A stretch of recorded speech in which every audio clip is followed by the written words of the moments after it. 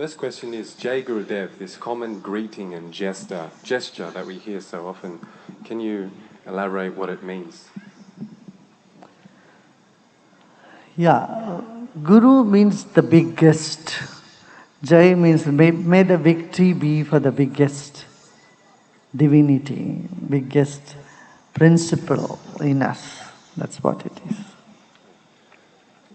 Because you have a small mind and a big mind. So when the small mind wins, you become miserable. When the big mind wins, you always have happiness. And how did the title or address of Gurudev become associated with your name? Well, it is very common.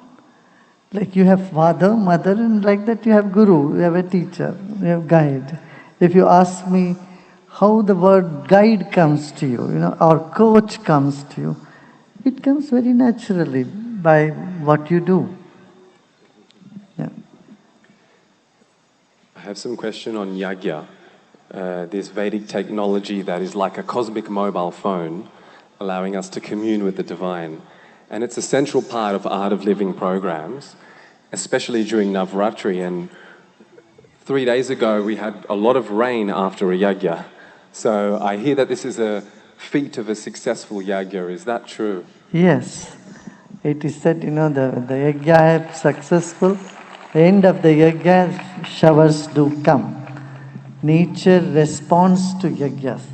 Yagya means following the nature of creation, how the 5 elements come together and created the whole universe.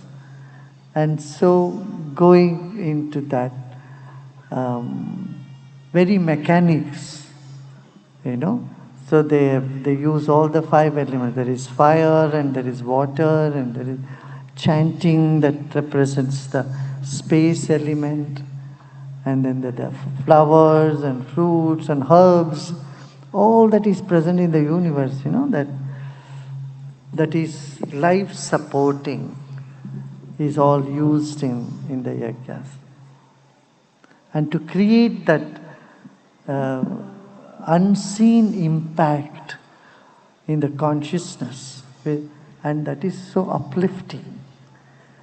The karma, it erases all the negative karmas in the atmosphere. It erases the negative collective karmas and gives a very positive vibes.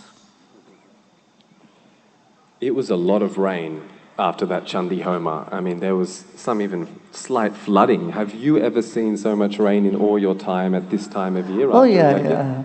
It happens. All right. Yeah. I would like to ask you about the origin of the Art of Living, and how did your sadhana transition to incorporate Kriya and catalyze this worldwide movement? Well, that's a history. Yeah, how it happened in the past. For 43 years we have been, 44 now actually, but it has grown throughout the world because this is what is needed.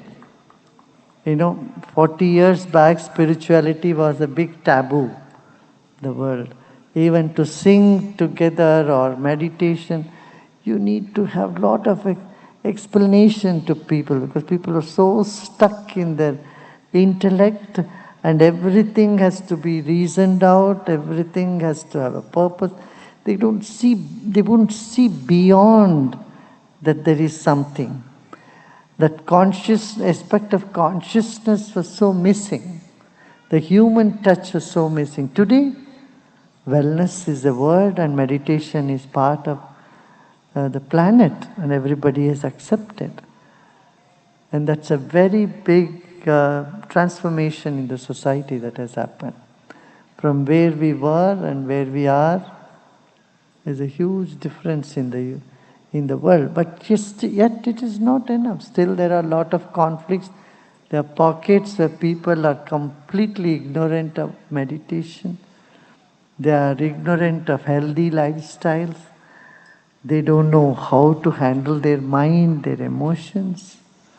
This is an issue. A few world leaders would know how they can handle the mind and the ego of themselves and others.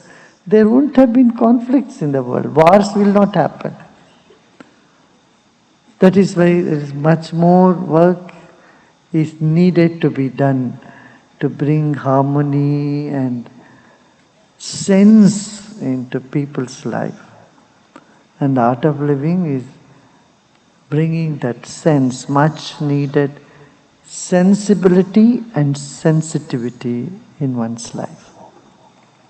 What is the significance and power of practicing silence for Silence is the mother of all creativity. And in silence you get into another dimension which is beyond, the gross expression in life. So here people are getting a taste of what it is to go into silence and consolidate their energy and focus and. So I am doing silence only so that I can tell others to be silent. Actually, I don't need to go into silence, but when you don't do it, something yourself, you have no right to tell others you should do this. Correct? So that's the reason that it is needed to calm the mind, but once you have no mind, then you don't need anything, no silence.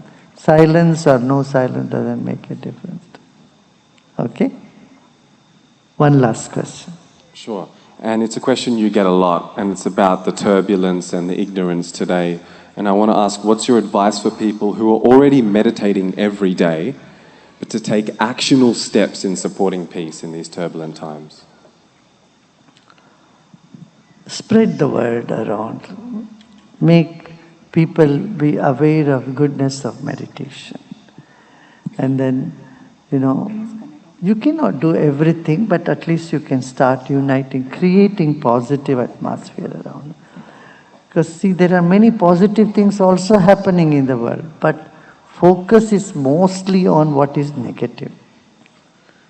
The negative people are more active than the positive.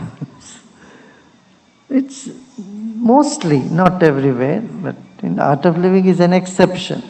Here people who are positive and zeal and enthusiasm, they are even more active. But that is necessary.